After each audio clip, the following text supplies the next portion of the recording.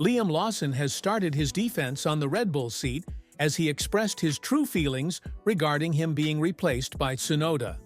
Although we thought that his humbleness has gone down, it seems the other way around. And with Liam now being pushed up against the wall, how will the situation unfold in Red Bull? And more importantly, what is Liam's future holding up like now that Colapinto has been involved in the talks with Racing Bulls? The situation in Red Bull has been quite mystical in the past couple of days, especially after the Chinese GP. The P20 qualification result of Lawson for both the sprint and the main race event goes to show that there is a lot of disappointment among the F1 world when it comes to the expectations from the Kiwi driver. This is why an urgent meeting will be held in Milton Keynes, one in which the primary topic would be the future of the Red Bull drivers, as well as hiring an outside one like Colapinto. But all of these talks have made Lawson enter a defensive mode, especially when it comes to borrowing his seat to Tsunoda, in order to prove the point that the Japanese driver was the one who was supposed to get the promotion. According to Liam, it wasn't truly up to the standards when it came to Yuki's performance as well. And when talking about it, he said, "Tsunoda can say what he wants, to be honest. I raced against him for years, in the junior categories, and I beat him. And I did that in F1 as well. He can say what he wants, but it's obviously extremely tough. It's not something I enjoy, and I am honestly working as hard as I can. You can't feel sympathy in this sport. I was teammates with him in F3, and I beat him. In Euro Formula, I was teammates with him in New Zealand, and I beat him there. And then in F1 last season, I think, honestly, if I look at all the times he got promoted instead of me in those early years, then no, he doesn't deserve the promotion. He's had his time. Now it's my time."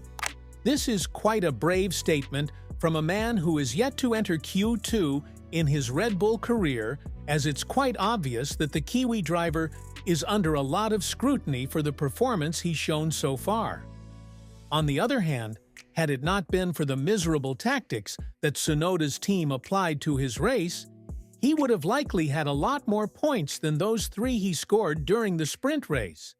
Therefore, Red Bull will have a lot to think about during this emergency meeting. But one thing is for sure, Lawson won't give up on his seat that easily. By this statement, he has shown that the situation is far more intense than maybe we could have imagined, because he is already feeling the pressure, something that can be seen throughout his statements in public. On the other hand, Tsunoda has ignited the fire by stating that he is here to win, and that his results show everything. And when talking about whether or not he can jump in the Red Bull as early as in Japan, his home race, Yuki said, "Yeah, why not? I am always ready. In Japan, yeah, 100%. I mean, their car is faster." This is when he got pulled back by a Racing Bulls employee, and it was quite obvious that these matters will be talked about behind closed doors. But with both of the drivers now stating their true feelings in public, we can conclude one thing: the second seat question is far from over. Yuki is the driver who needs to prove to the rest of the world that he can be who we believe he can, and who Red Bull struggles to come to acceptance with. Therefore, with all the options on the table, is the driver really the problem, or is the car something that needs to be worked on properly before we can actually make a judgment about the second driver?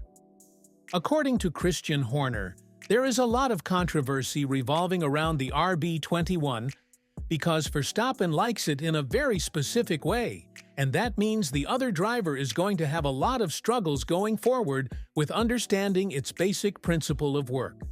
This means that if the team is to bring either Tsunoda or maybe Hajar, a name that has been mentioned by Marco after the Chinese GP as a potential replacement, the solution is far from found. They would have to adapt to a beast that Lawson, a driver who has experience in DTM and Super Formula as well, failed to do. Otherwise, the team wouldn't have made the choice to put him in at Red Bull either. Although Lawson went on to disagree with Verstappen, the situation is loud and clear. A replacement should be on its way, and this will be discussed in the following week in Milton Keynes. With all this in mind, who do you think would be the best choice to replace Lawson?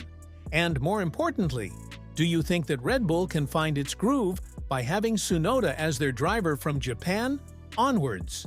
Let us know in the comments below. And if you want to find out more about the development of these events, make sure to check out the video that's appearing on your screen right now.